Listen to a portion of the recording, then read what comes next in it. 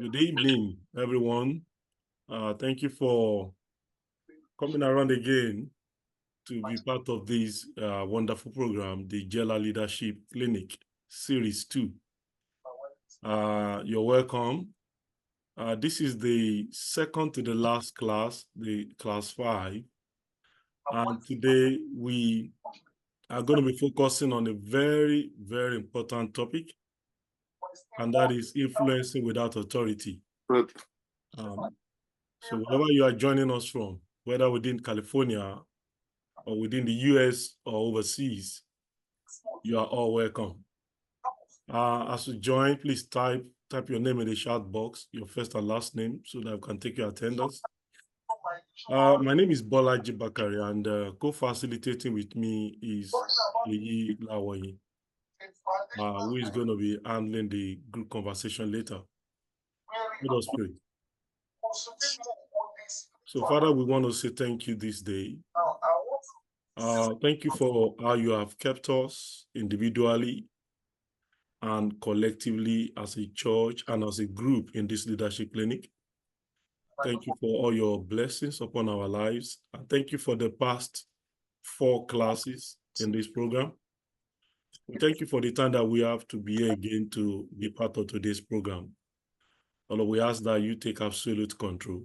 We commit your daughter into your hands as she takes us through this class.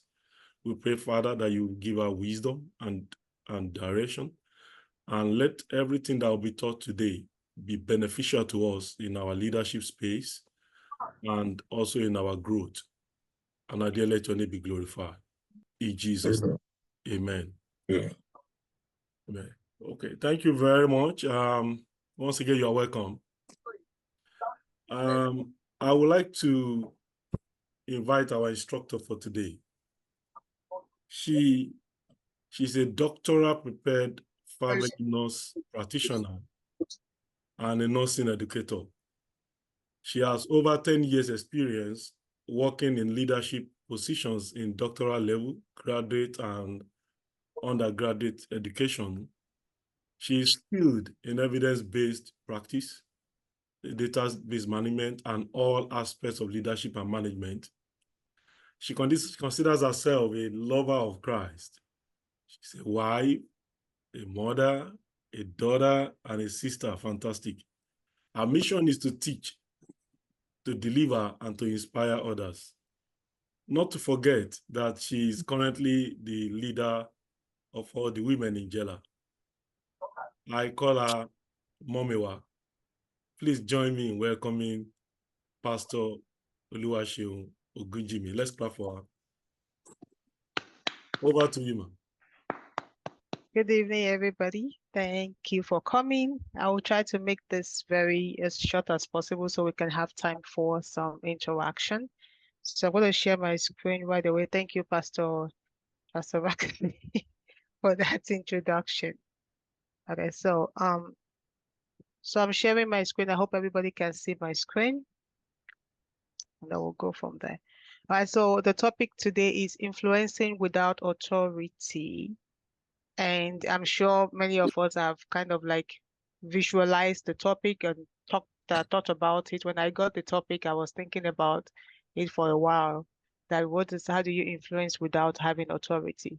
But then the reality of this topic that we are going to be discussing today is that everything we're going to talk about today are just things that are common sense, things that we all know. But because we are so used to it on our day-to-day activities, we forget it. Time, event, season, situation happens, and then we forget those things that we know. But we have to constantly remind ourselves of these things so that we can always put it into practice. There are so many things that we know, but if we don't practice it, they're just a waste because we'll forget and then we wouldn't even know that we know them. So please, as we go, I want you to have an open mind. I have 24 slides, but I'm going to run through them really quickly. So this is not a master class in influencing without authority. This is just an information section with the hope that everyone will go and try to get better with the information that we have gotten today. If you look at the slides here, you see a picture of, and you see a red one. You see all this other brown one, a red one. that is clearly something that is different from every other person. You can see that guy definitely has an authority because it's different. It's red. It's not like every other person. If you see him or her, this one is distinct, and that is authority. But that's not what we are talking about. We're talking about influencing with people that are the same thing as you. So you can look at this, they're all brown, they're all standing together, and there's one of them that actually came up to a stand, not because this person is coming up and stand to rule over everybody, but it's coming up and stand because he's trying to bring everybody together. And that is the kind of influence that we are talking about. Influence is a part of life. Okay, so it doesn't matter where we go or what we do, we are always exercising influence on somebody. The real issue here is, are we influencing the right way or are we influencing the wrong way? Are we touching the right people? Are we doing it with a right attitude, or are we just doing it with the wrong attitude? So that is what it is. Now, the dictionary definition of influence, it's just influence is a power to change something, to directly or indirectly change something, cause an effect on something, and without without necessarily using force or command or direct command, without coercion, without manipulation, without force. And you are producing an effect on other people in a way that those people are okay with it. They're not complaining. They're not feeling like they are being used or anything. I'm gonna go back to that. Okay, so now just kind of let's just take our mind to the events in the world. In the old, if you go back old thousands or maybe a few years, but to hundreds of years prior, who had the biggest influence that we know?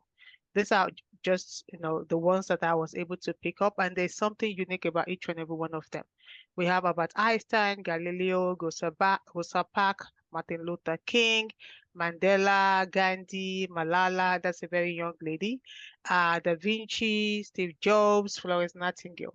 All of these people have made an impact in different areas of medicine, technology, music, arts, politics, even in the freedom of mankind, right? So in the freedom of the Black people, you can see Rosa Parks and science.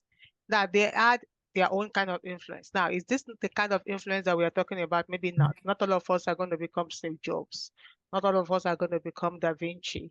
But where we are going to be, it's important that we learn that influence. Influence is important in the places that we find ourselves.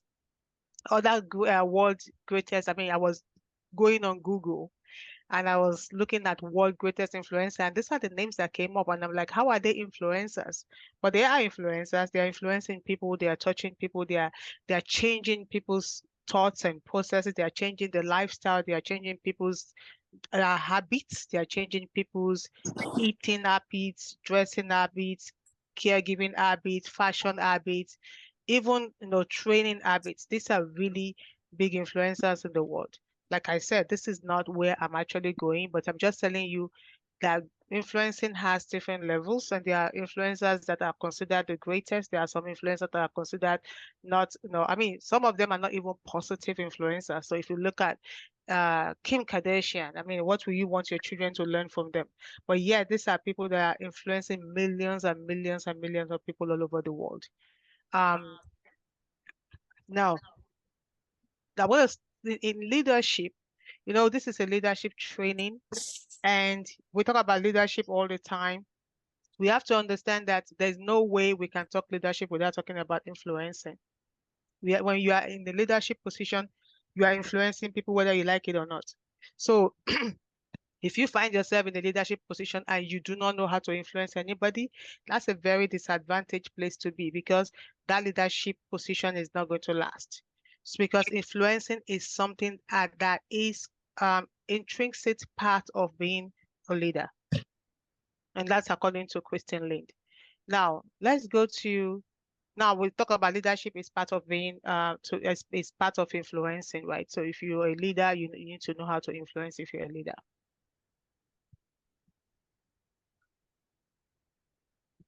So what does strong leadership, what does it mean to have leadership?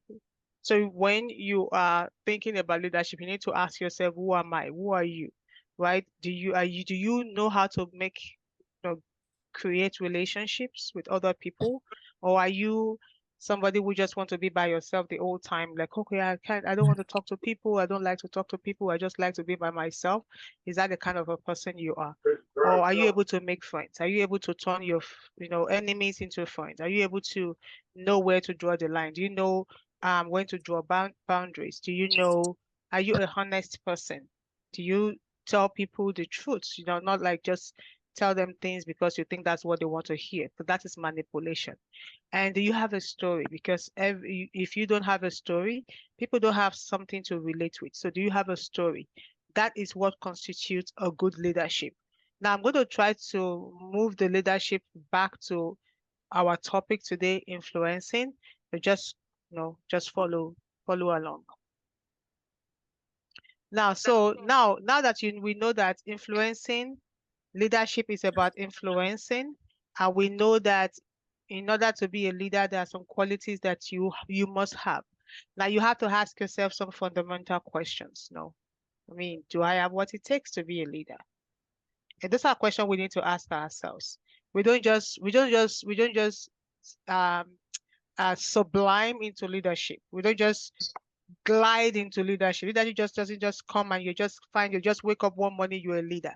There has to be some traits and characteristics that prepares you for that leadership position. So you have to ask yourself, do I have what it takes? Am I a risk taker? Am I willing, am I willing to take risks such that if I find myself in a situation where I have to step into a leadership position, I will do it without chickening out, without crying or feeling like, oh my God, the world is going to come to an end now that I'm the one in the leadership.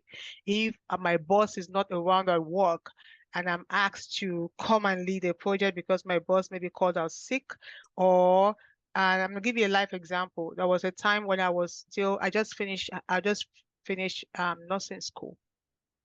And I got this job, and I was only 6 months into the job. And the manager did not show up on the day that the state was going to come to our facility. And I was tasked with moving around with the state coordinator. And of course, that is the worst job anybody wants to take at that moment. But I was able to do it. I did it. I was giggling and laughing and shaking at the same time. So I think that kind of prepares you to what you want to do. Do you have integrity? And another thing is, what are your goals? So think about it. What are my goals? So if you get to a job, you are at a job, at a position somewhere, what are your goals for that job? Is it something, are you in that job because it pays my bills? Especially for us who came from other countries into the United States. Sometimes our jobs are not necessarily the best of the best that we wanted, or we find ourselves taking up positions that we necessarily wouldn't have taken if we were back in our country. Some of us have had to change careers a couple times. And so those things you have to think about, what are your goals? I mean, am I here just for the money? When I was starting my career, I was an accountant in Nigeria. I did accounting. When I graduated, I took all the exams. I became a chartered accountant. And I came to the United States. I knew I absolutely hated accounting because my husband is also an accountant. And I didn't think I could do the same thing he was doing. And so I decided to change careers. And while I was working, I decided to apply for a CNA job. So as a CNA, going to the hospital every day, I had 20 years old telling me what to do, go into that room and clean that. Now, for me, that's not my goal. My goal is not there to show them how special I am or how many degrees I had from back home. My goal is I'm going there to learn. So it doesn't matter whether you talk me up or talk me down. I am not going to be there forever. I'm not going to be a CNA forever. The CNA job is going to be for a few, maybe 1 or 2 years max. And I'm going to be out of there. And at the end of the day, I know that I'm going to be your boss eventually. So what are your goals? What are your priorities? What are the things that you consider? Is it the money? Is it the time? And then the organization. Does the organization support your goal? Does it support, is that place, is it the place where you think you can build your leadership career? Is it some place where you think you can become something in life? Or is it just a place where you go in, you get your paycheck, you get out? Think about that. The resources available for you and the timing that you are getting to that organization is also very important. And then we'll go to the next one, the characteristics of a good influencer.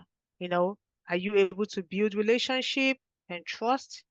Are you, like I mentioned that earlier, are you a risk taker? Do you know how to listen to people? Do you know how to take actions? And do you know how to empower others? And we're going to talk more a little bit about this as we go along. I just wanted to kind of make sure I'm touching base quickly. I might go back on a few slides eventually. Now, why do we need to influence others? Why? Why are we talking about influencing? Why are we talking about the power of influence? Why does influencing others matters?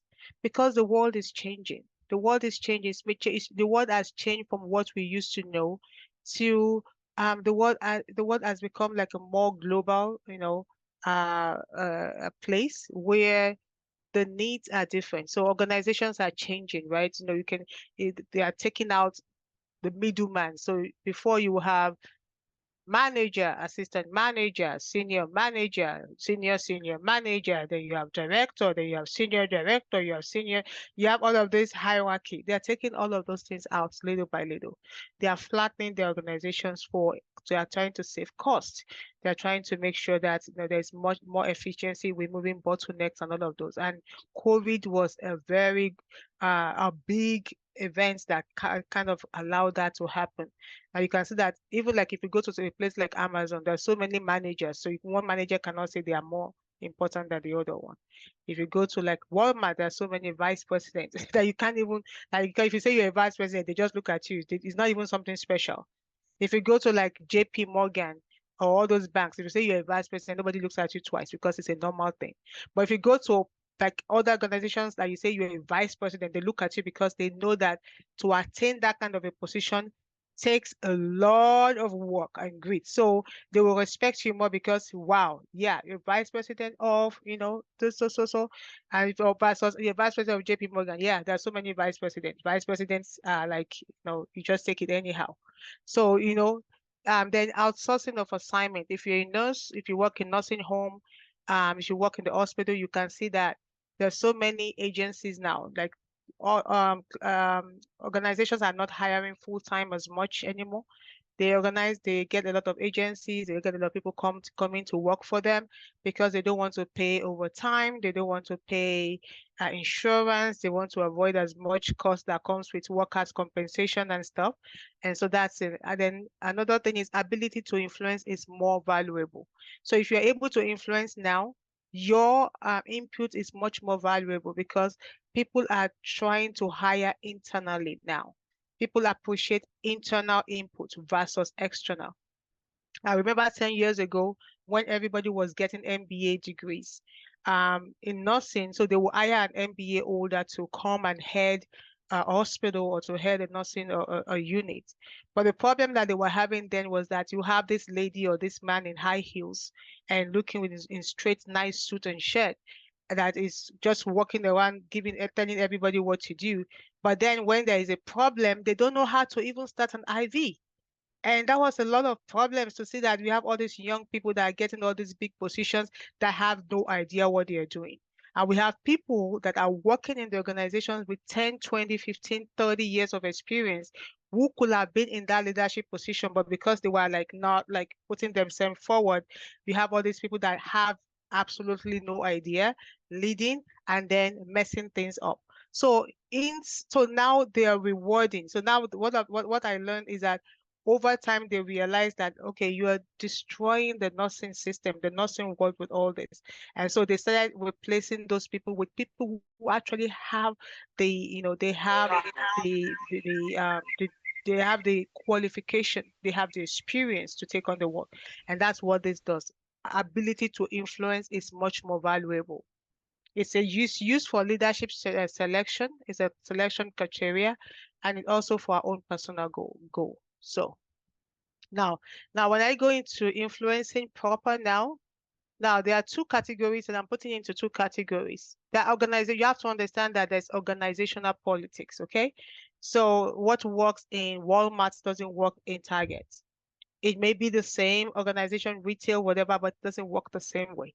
What works in Kaiser doesn't work in an hospital like, you can talk about hospitals like maybe Westlake Hospital, or you can talk about Albert Einstein Hospital. You can talk about the hospitals in LA, the ones that are in downtown, the ones that are in Ventura County, the ones that are in LA County. They're all different. They're all hospitals, but what works for one, it might be different. So there is organizational politics. You need to understand what your politics is. So, when you are expected to influence others and you don't have the authority to do so, that's a lot of problem because it depends. Sometimes you have to understand the race, culture, background, and all those things, barriers. We have to also respect the fact that communication barrier is also there. So you have to look at it. Who are the people I'm talking about? Who are my bosses? Who are my peers? Who are my clients? Who are my stakeholders?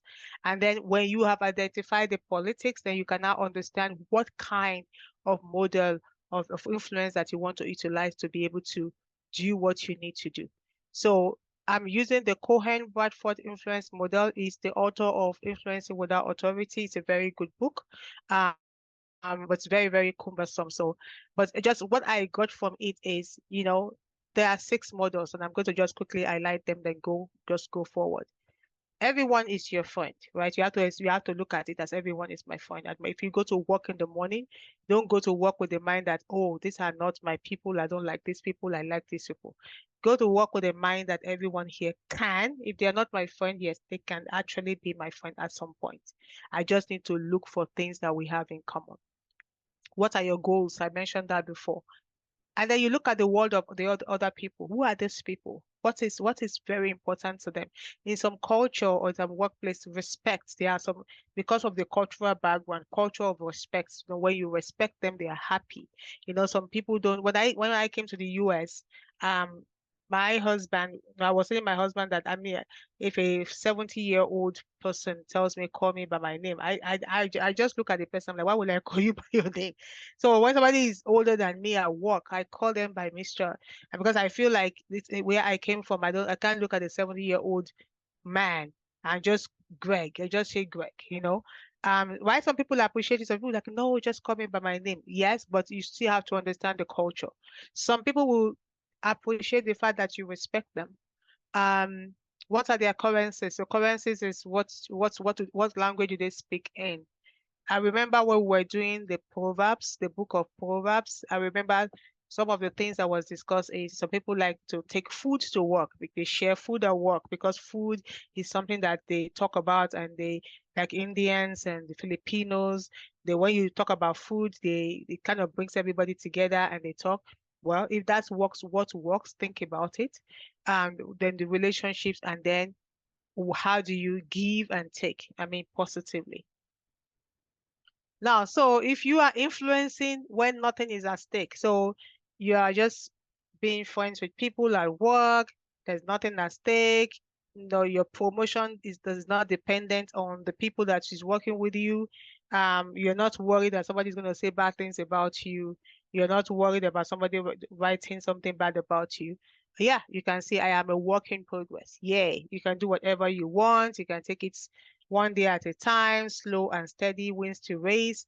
But if you are influencing when everything is at stake, if you are working in an organization where you are leading a project and you don't have a formal authority, you are putting the success of that project, the success of that project is something that will be tied to your success. If it's not successful, you might be fired. If it's not successful, somebody might blame you for not stepping up. It might kind of slow down your promotion. It might slow down your bonus. Then no room for mistakes. And that is where the problem is, where you feel like what if they don't listen to me? What if now my career is on hold? I can't move forward because these people are not understanding that I have something at stake. I have something at stake here. They don't have something at stake. There are people who go to work just for the paycheck and they don't care. they just want to do the minimum. And so if there's an initiative or work and everybody's running around to do it, they're just going to hold their eyes and walk back because that's not why they are there. And those are difficult people to influence to say, come to my side, let's do it together. So that is a lot of where a lot of work is needed. Now, this is my dad influencing without nothing is at stake. So he's just doing his own thing. He's influencing without, so this is just like a joke. He's just influencing, walking around and playing. He's not going to get fired for whatever he's doing. Now, if you are trying to influence, people have to like you. If people don't like you, you cannot influence anyone. So how do you make people like you? 6 ways to make people like you. Okay. Be genuinely interested in others. You have to smile. Many of us have like faces where when we come in, people are like, "Oh, are you okay?" You know, especially African people. You know, our faces are really strong and not like, you know, necessarily a smiley face. So we just have to make conscious efforts to not look as if we're angry all the time. It's not okay for somebody to tell you to smile, that's disrespectful.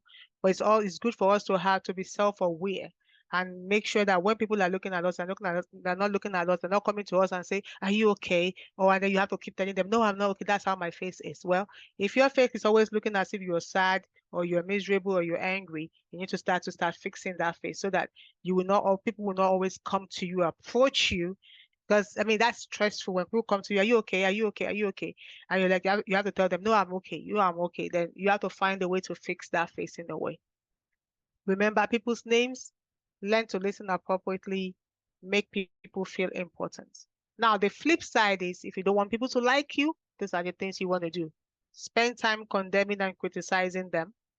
Give them dishonest feedback. Be unappreciative. When people do something at work, just say negative things, ignore their questions, roll your eyes. Just say, "Look, I'm here to work. I don't want to talk to you. I don't want to be your friend." Then, of course, people are not going to like you. And the thing is, you're going to get in trouble one day, and all of them are going to be against you because they're all waiting for something bad to happen, and so that they can all like kind of gang up against you, technically. Now, so now let's get to how do we influence others? How? How do we influence others? I already mentioned that you build relationship and stuff like that. I think I mentioned that already. So let me go back a little one, just one slide. Okay. So building relationship and all of those. Now, the only way to influence others is to talk about what they want and show them how to get it. You have to be interested in what they are interested in. We have to show them that we truly care about them. We have to communicate effectively. We have to make sure that people like us. Okay, we have to increase our ability to get things done.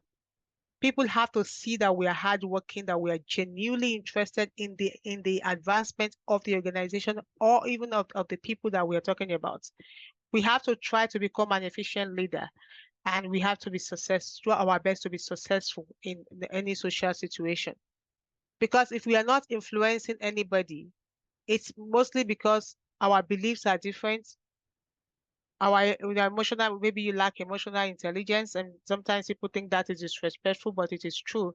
You know, because if you are not able to win others to yourself, it's because you don't seem to understand who they are, or you can't just seem to align yourself to what they are. Now, this is not always a bad thing because sometimes it is what it is. If you work in a company where their values doesn't align with your value and you're only doing it for the money, there's no way you can influence that place. Now, this is no, I don't want to go too much into spiritual matters here, but in this kind of a thing, it's going to be difficult to influence anybody because your faith is different from their faith, your thought process is different from their thought process. What they believe is different from what you believe. And that also leads to situational factors that it's beyond your control. And my suggestion is to get out of that kind of a place. That is not a place for you. That's not a place where you can truly make a difference. That's not a place where you can get the promotion that you needed. So for example, if you go to I'm trying to remember what an example of where I have worked. But let me give you an example of where I have worked. So as a Christian, we have to understand that our performance as individual contributes, our performance as an individual contributor lays the foundation for leadership role and opportunities. Whatever we do,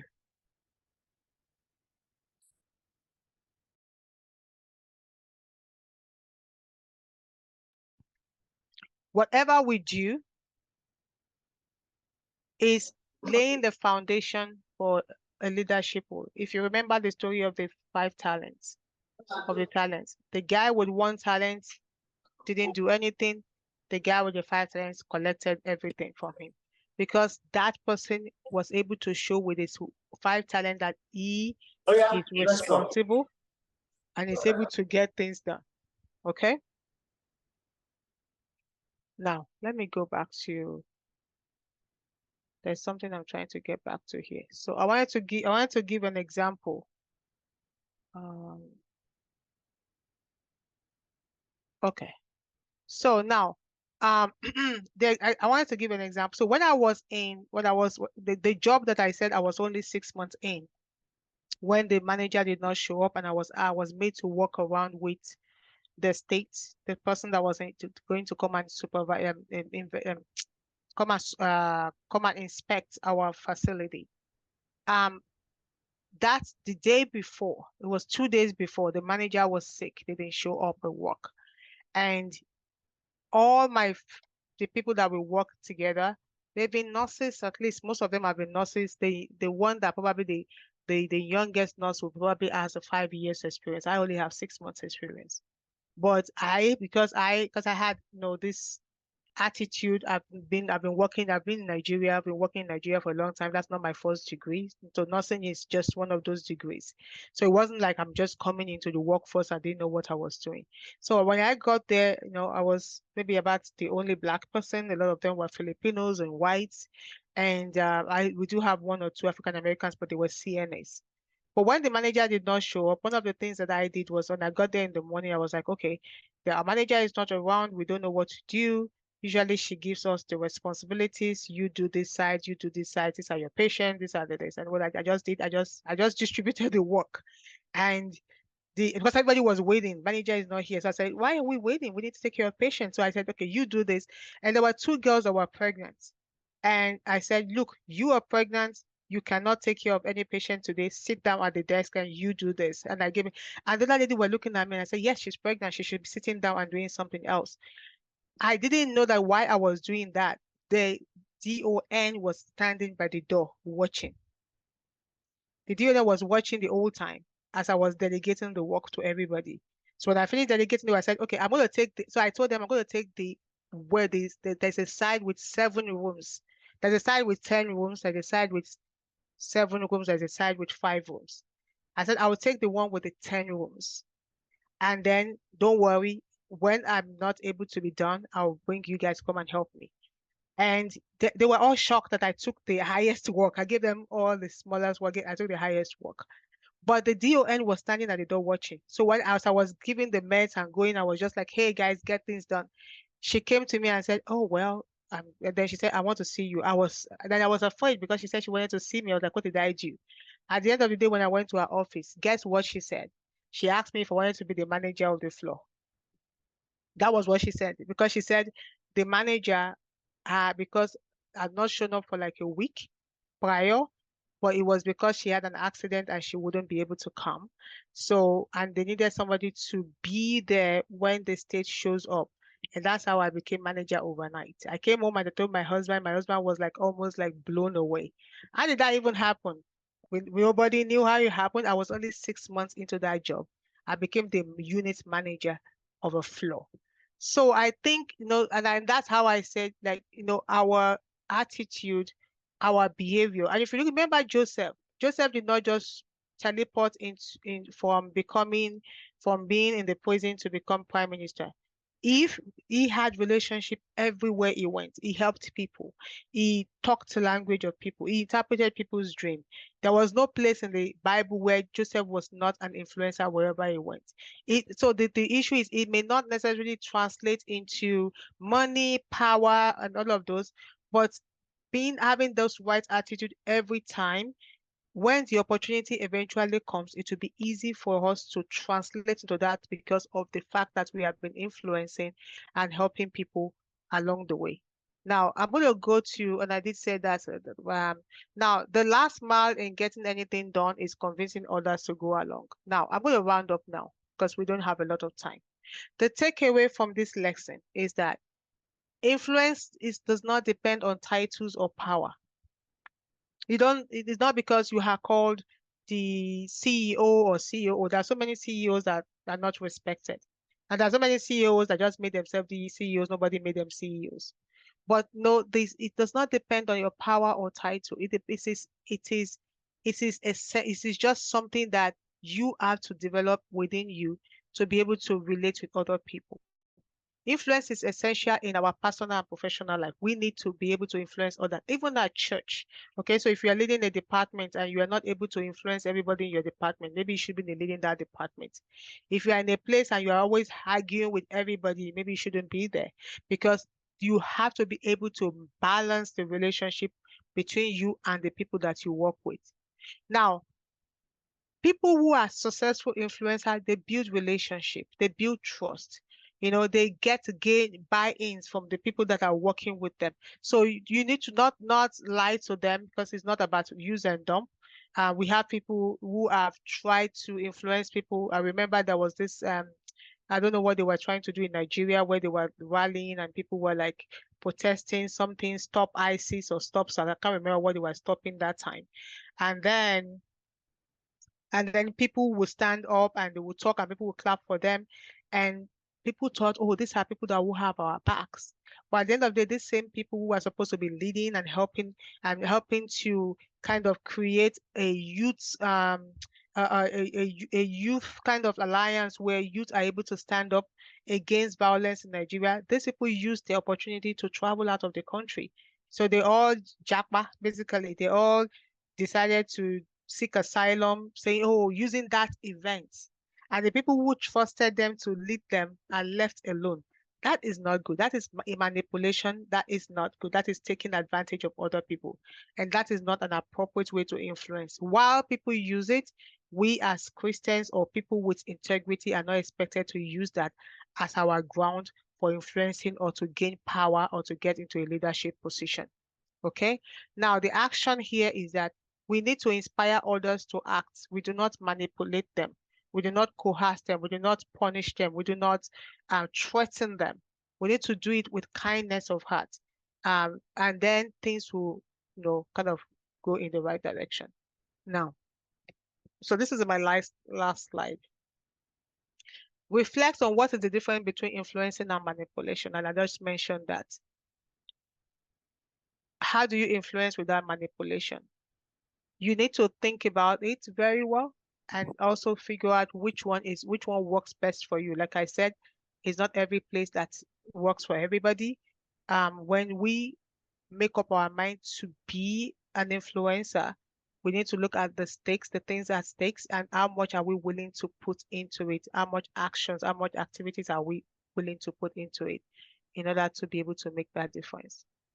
So the difference between influencing and manipulation is that influencing involves handshake and manipulation involves you are the king and making decisions and coercing, you're judgmental, you're disrespectful, and you are trying to take advantage of people. And I think that's it. Thank you very much. If there's any questions, I will be happy to answer it. Oh, thank you so much. Thank That's you. so good. Let's clap for Pastor Sheung. That's great. Thank you so much. That is wonderful, great treasure that you have shared with us. And that is powerful. I don't want to take time trying to recap what I have learned because of time. So there's someone had a question. Can you mute, please? Can you mute, please? Can you meet, please? Sorry, please. So because of time, I want to hand over to Sheyi so she can take us through the next session where we have time to interact. So if you have any question, please, after this group interaction, we'll be able to take your question. Thank you for understanding. So Sheyi. All right. Thank you so much, Pastor Sharon. That was really great. I really liked how you gave real world examples about people who were influences in their environment, and that basically took them to top. So examples you gave were talked about Joseph. I mean, how does someone go from being a prisoner to being the second in command? And it was just the power of influence there. People like Gandhi that we know about, Mandela. So we're going to break out into different groups. And I'm going to post the questions that we're going to be discussing in the chat. But a couple of things to consider as you talk in your groups is, what are some things you would consider when trying to influence people of different cultures and backgrounds? So it's always easy to try and influence people who look like you, talk like you, think like you. But what happens when you are with other people who may not think like you, who may not really understand you, who don't feel like they have a reason to follow your lead, but you're tag, you're it, you're in that position. And then the other question I want us to think about too is, and it's kind of like a activity question. It says you've been tasked with leading a project at work or at church or any team-based environment you find yourself, but in an unofficial capacity. What steps can you take to ensure the success of the project? So I'm going to post these questions in the chat, feel free to discuss these two questions and scenarios amongst yourselves. So I'll do that now as we break out into our groups. Yeah, thank you. Please accept your group as you get the prompt. Thank you. All right, welcome back, everybody. Before we give feedback per group, someone had a question. I want to make sure that we address the question.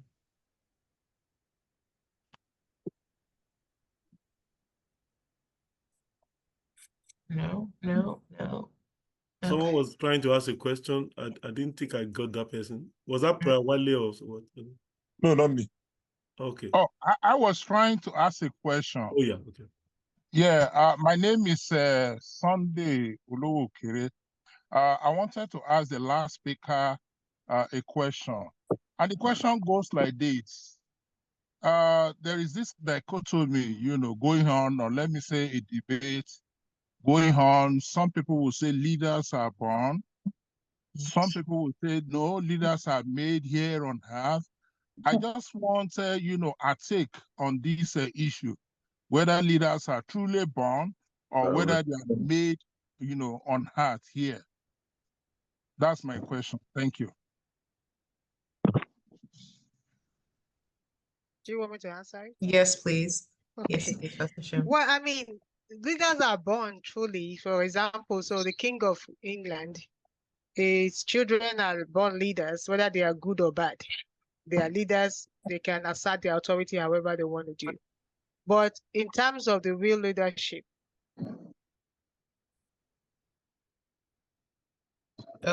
You're muted, Pastor Shem. you need to train yourself to be, and that's why we go to school, right? That's why we go to elementary and college and all of those so that we can get all the necessary skills. And also, aside from that, our interaction with other people helps us to develop our core leadership skills. Now, everybody is not going to be a leader, to be sincere. We all have things, and that's, if you look at one of the slides that I shared, I said, do you have what it takes? You need to know, what am I willing to give? Or to the little girl Malala in Afghanistan, I don't know where she is from, that got a gunshot to her ear, to her head, because she was trying to protect women. I mean, how many of us are willing for somebody to throw guns and to throw bullets at us because we're trying to save? How many of us are willing to be like Martin Luther King? How many of us? So that's so many levels of leadership. Not everybody can attain to that level of leadership, but in our own little sphere of influence, whatever you can do. And that's the whole idea, being influencing them, not necessarily because you want to rule over them, but they will look at you. They will look at you as a source of guidance. The Bible says that David went into the wilderness. Everybody that were poor, angry, miserable, dejected, with debtors, they all came to find David. Why? Because they felt like there's something that is relatable about David. David is not a king there. It was just David, who is carrying bow and arrow and harp and singing songs. But they felt that there was something about David that they could relate to.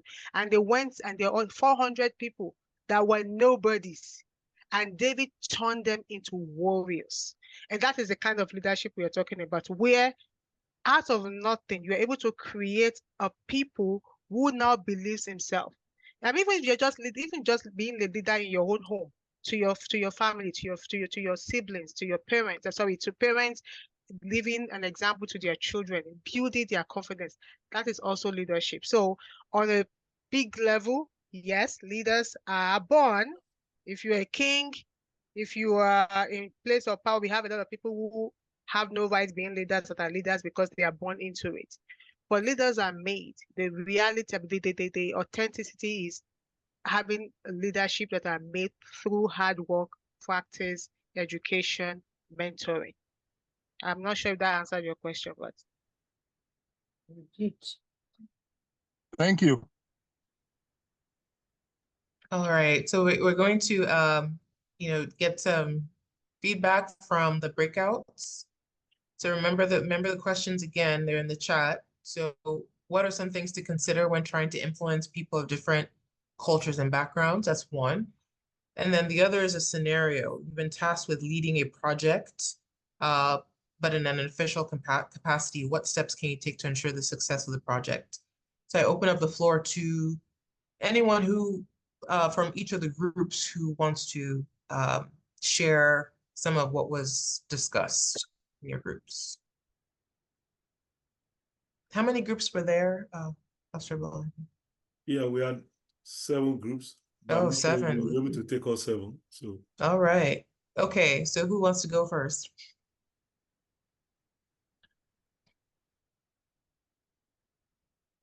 Okay, let me start with group number 3. All right.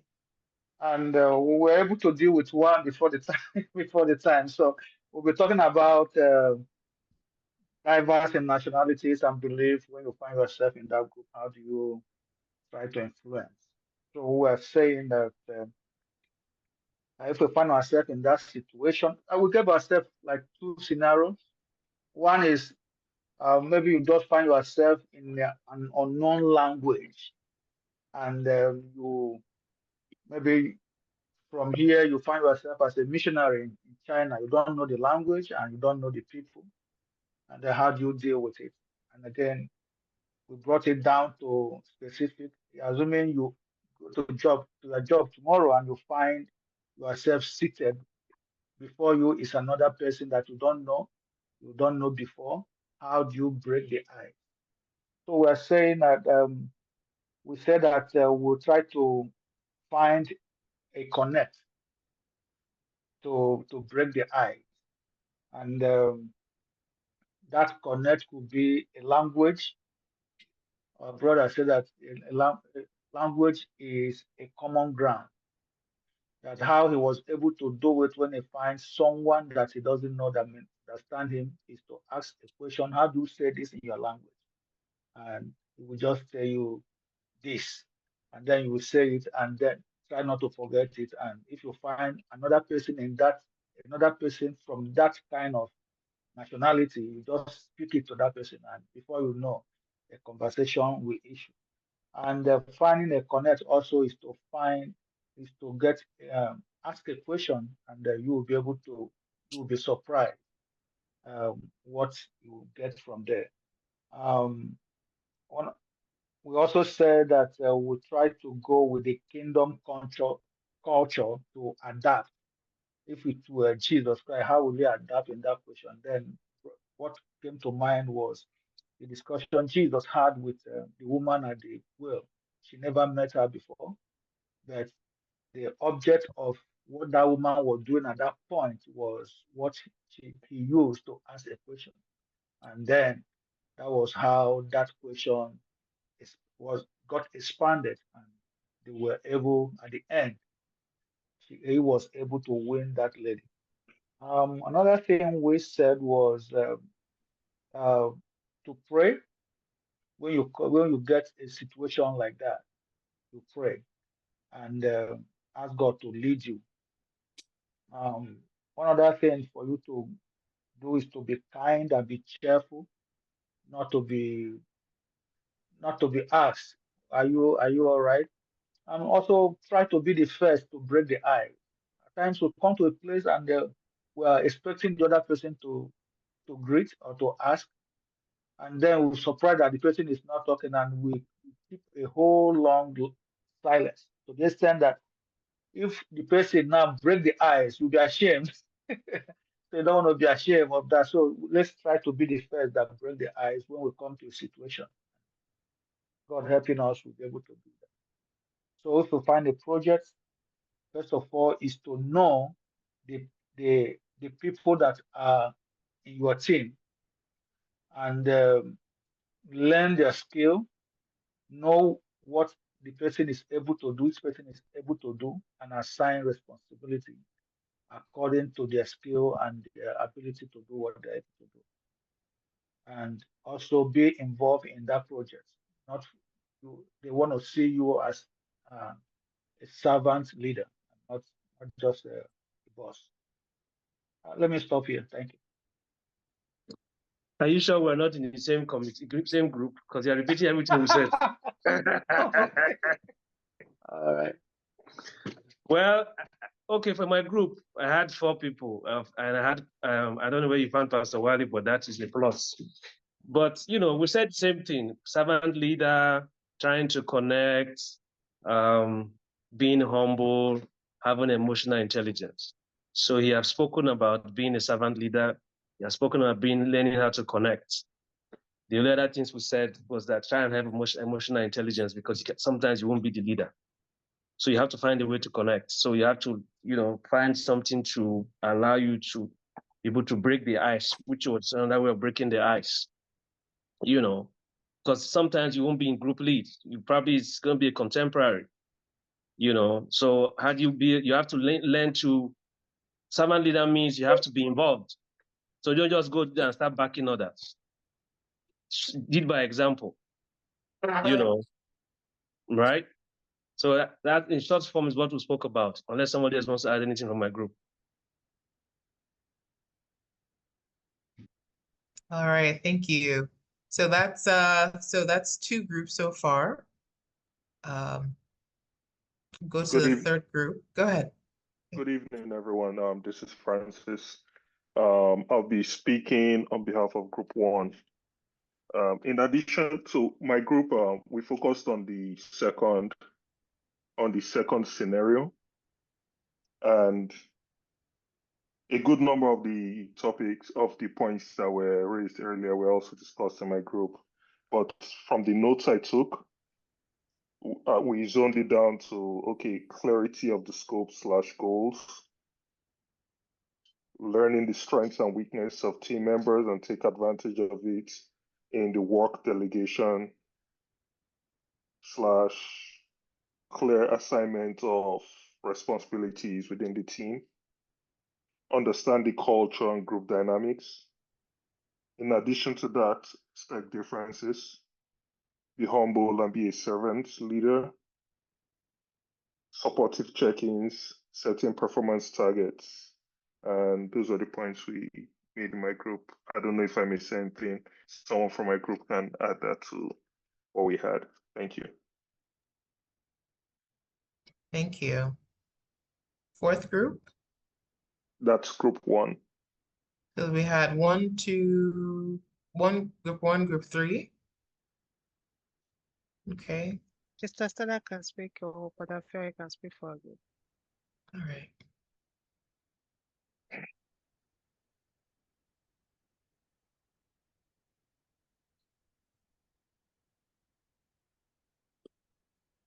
Someone is trying Okay. to speak, but is it Pastor Femi or something trying to speak? You're muted. Okay. I wanted to speak for group 5. So I think, Brother Wale, do you want to go? No, you can go. Okay.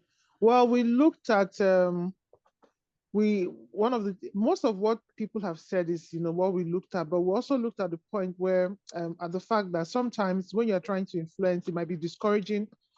Some people raised some points about that, and we discussed that discouragement when you're trying to do the right thing, and then either even the leader is not appreciating it, or people around. And we just said you just have to be encouraged to keep on doing the right thing. And you never know who's watching, you never know who you can influence. We talked about emotional intelligence and just working on yourself, making sure that you're able to, be humble to, even though you're doing, what you're doing, do it with all humility. That pulls people more to you than, trying to, lead, because make everybody feel like, oh, I know this thing, I'm good at this thing. Just lead with humility and people will naturally come to you. If there's any other thing I missed, please, team members, feel free to chime in. Thank you. Thank you. All right, I'll go for our team. So this is also recognizing that, most people who lead, who I guess who are developing their leadership skills are not necessarily in positions of authority, but they're able to influence their team members or even influence up. So everyone has mentioned this so far, finding common ground. Even though people that you're around may be different from you, once you get curious about others, you find that there's something you have in common with them. Something, it could be as little as, having a shared experience from childhood to maybe a favorite food or something, but so finding common ground is important. Studying the people that you work with, again, that's getting to know who they are, getting to know what they like, getting to know what makes them tick, getting to know, what gets them excited. Learning if they like to talk about their family members or their pets, learning the names of the family members and pets and asking after them. You're just being curious about people. And this has also been mentioned, being a team player, having a good work ethic. Pastor Sharon gave a great example of, she was just doing work. She wasn't really thinking about, she didn't have any agenda around just being able to assign people work and also take on and demonstrate that she could lead a team, and someone in a position of authority recognized that and was able to reward that. So having that work ethic, being likable, and approachable is also a big part of that. And has also been mentioned by others, respecting people, respecting the culture and background. You may not agree with, what they believe or how they think, but you still value and respect that. And being ready to learn, being open to learning from everyone, those who are younger, those who are older, those who have had several years of experience, those who've had little experience. Being able to learn is a big part of being also able to influence others. Anything that any member of my group would like to add to that? That was just a summary. All right, so we had 2 more groups. We want to also move quickly as well so that we can give everyone their evenings as well. So who wants to volunteer from the last 2 groups to share their feedback? Yeah, for group 7, I've written a summary on the chat. What I wrote there is, we said rather than focusing on getting people to influence as a leader, it's better you focus on growing your leadership skills such that those skills automatically attract others to you. And then when you lead and you are not able to influence, then it's time for you to step down. I think that's always a difficult piece for a lot of us. We always feel that as leaders, we always feel we are ready to be leaders. And because we are leaders, we automatically feel it's our entitlement to be able to influence. But, leadership itself, everybody can be a leader, but not everybody is ready to be a leader. So we have to understand that fact. So those are some of the things that came out of our conversation. Yeah, and we also agree that to influence people, you must be very conversant with the culture of the organization and the way they operate. That will make you a good influencer. Thank you. Thank you. Very true. Very, very true. Not everyone is ready to be a leader. So I think part of being influential is also developing those skills, especially if you know you have them in you, developing the skills, reading, forcing yourself to be in positions that will challenge, if you're shy to speak, forcing yourself to be in environments where you have to speak, and developing those skills. I certainly was not a speaker growing up, and now it comes fairly easily, but that has taken a lot of work on my end. All right, I have a question in the chat. Or raise hand. Yes, sir. Okay. My question is that as a leader, can you also be skillful as well? Skillful and more technical? Because I've seen a situation, I've experienced it before, not that if you are a leader, but you are not that technically sound, the respect will not be there, per se somehow. But to say that if you can talk, if you can lead, must it go also well with that you are not, the knowledge is there, the skill is there, and everything, the three in one together. That makes should it be so at times? That's my question.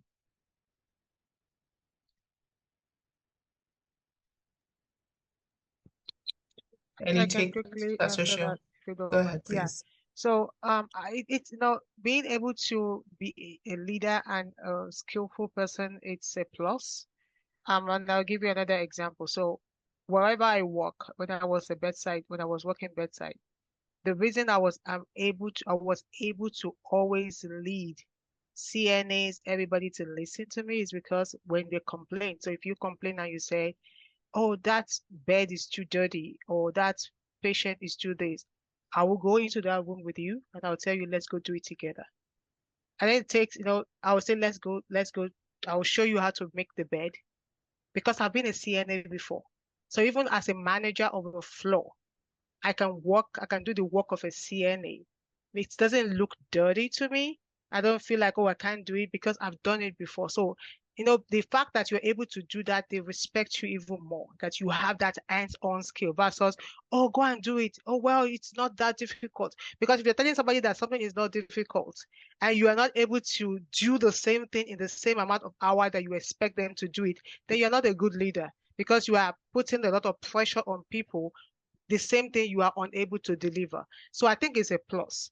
There are some people who just have the head knowledge of leadership, and I think if Dr. Andy, you can correct me if I'm wrong, but I don't think you can be a good leader if all you do is delegate and delegate and delegate, and you cannot at any point step into the situation to actually be there to kind of save your people, or to be there to be the one to bridge the gap if there's a gap in work.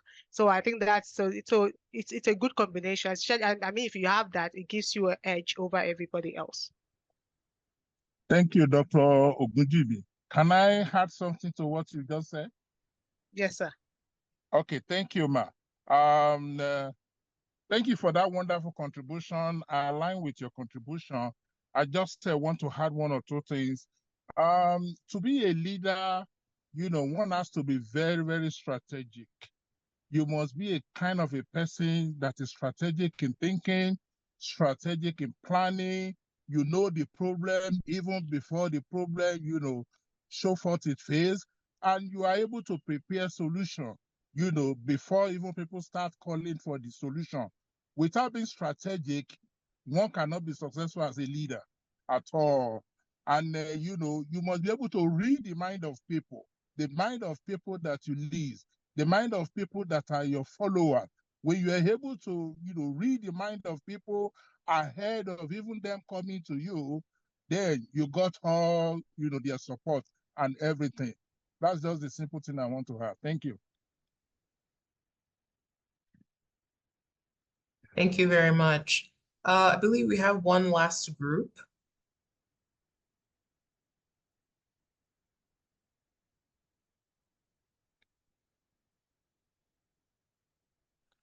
Let me speak for group 2. I don't want to be the only one speaking. Yeah, I'm Uluokere again on the line. For group 2, we spoke a lot about factors, that encourages, leader. And then what a leader can take into cognizance, before planning to lead. The first one we talked about was the belief, the culture, of the people that you lead, the people you govern. If you say you want to bring the culture of leadership style in Nigeria, to America, you might fail, alongside, because here we have, diversity of people that you actually lead, that you govern. So that is key, when you're considering leadership. And then another thing is, strength. You must consider the strength of people that you lead, Considering the strength of the people you lead will help you to know who and who to delegate, different tasks or different portion of the project, portion of the task to in the group. And that will make it very, very successful. Without studying the people, without knowing their strengths, and you just continue to delegate anyhow, you might be putting, people in wrong places. So understanding their strengths is another thing that is key. And then ability to delegate tasks. You alone cannot do it. You need people to pull hands together to be able to, get the job done, get the task done. And when that has been done, everybody comes together, you coordinate all the effort, and then the goal is achieved. Thank you. Thank you very much. Those were great contributions. Thank you everyone for your time and for sharing. I'm going to hand this part of the session back to Pastor Balaji to wrap up for the evening. Yeah, thank you so much, Shahid. Thank you. Thank you, everyone. Thank you so much. And I see a lot of contributions from all the groups, and so much that we have learned this evening. And I can see that 35 of us have kept on for this long. Normally we finish around 1 hour. It shows how much we are learning today. And also to appreciate our instructor today for setting the pace and setting the right tone from the beginning for this conversation. Thank you very much. Thank you, Dr. Pastor Momiwa Sheung Ogunjimi. Thank you so much for that presentation. Really, I think for those that were part of us last month for emotional intelligence, I think it was very, very well ordered that we took that topic before this one, because a key contribution from almost everyone is talking about emotional intelligence. And if you have not watched that YouTube, the video, please go and watch the last one, the September class 4 of this leadership clinic. And that will also let you understand very well what we are talking about emotional intelligence. So please, if you have not watched that class, that video, please go and watch it. And then we can now relate it to what we are talking about today, because emotional intelligence features so much in our conversation. Thank you very much. Time is fast spent, and I really appreciate everyone for waiting this long. Question. And, is there still the question? Also, what's the link? What's the link to watch past episodes? Okay, I'll copy that right away, and then Let's put it on the chat. Right, I'll do that right away. So I want to. Sorry, can you also put it in our platforms so that when we close, we will not lose the link? Okay, all right. Thank you. I'll do that. I'll do that. Sheyi, can you please help, or Sister Kemi, can you please help me while I round up this? Sister Kemi, please, or Sheyi. Just let me go to JELA channel and pick up the channel so they can round up this. Thank you so much. So please, and also this class, the class 5, will also be on the YouTube channel. JELA. Sorry, is anyone saying something? No. Okay. So this class 5 on influencing without authority will also be on the JELA YouTube channel in a few days. We're going to post it. You can go back and watch all over again, watch it over again, and reflect on the key point. It's a wonderful time we are there, right? And we have had so many things, how to be a leader without necessarily having authority. It's a key competence and attribute of any person at any level. And I pray that God will help us in Jesus' name. So, so indeed, we really be blessed tonight. And like they say, every good thing has to have an end. We had our series 1 last year, and we're having the series 2 already this year. And our last class for series 2 of this JELA Leadership Clinic will be taking place next month. The date is Wednesday, 20th of November, 2024. And guess what? The topic is also a very interesting topic. And for everyone that has something to do with the church or working environment or non-profit or anywhere, any team whatsoever, you encounter volunteers. So next month, we're going to be talking about, we're going to be talking about working with volunteers. Working with volunteers, that's our topic, working with volunteers. How do we work as, how do we work with, and how do we lead volunteers? It's an interesting topic, and it's something that you don't want to miss. So please join us again next month, November 28th, third Wednesday in November, the same time, 7 p.m. Pacific time, as we take this very last class. And being the last class, please, everyone should be at the last class and invite someone to come. It's a very interesting topic. And then also for those that are not JELA members, please, I posted the number on the chat. The number is 626-298-9431. Please send your first and last name to that text, to that number, so we can capture you and then keep in touch with you as we make all the future announcements and information. Please, can you repeat the number again? Okay, it's on the forum. I'll post it again, but let me say it again. Yes. 626-298-9431. I'll take it again. 626-298-9431.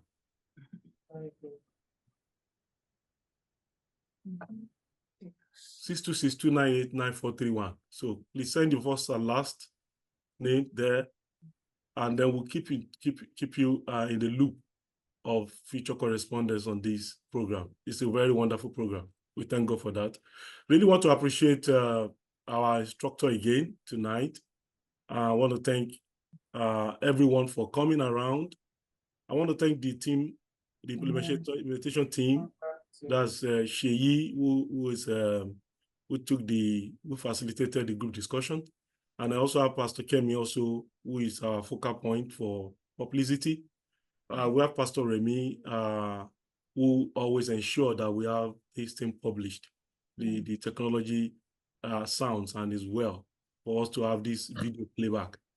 And also to appreciate our pastor, Pastor Nero, for his great oversight over this program. Thank you all. We really appreciate you. We look forward to seeing every one of you again next month, Wednesday, 20th of November. God bless you all. Thank you all for coming. God bless you. Bye-bye. Thank you. Yeah. Bye.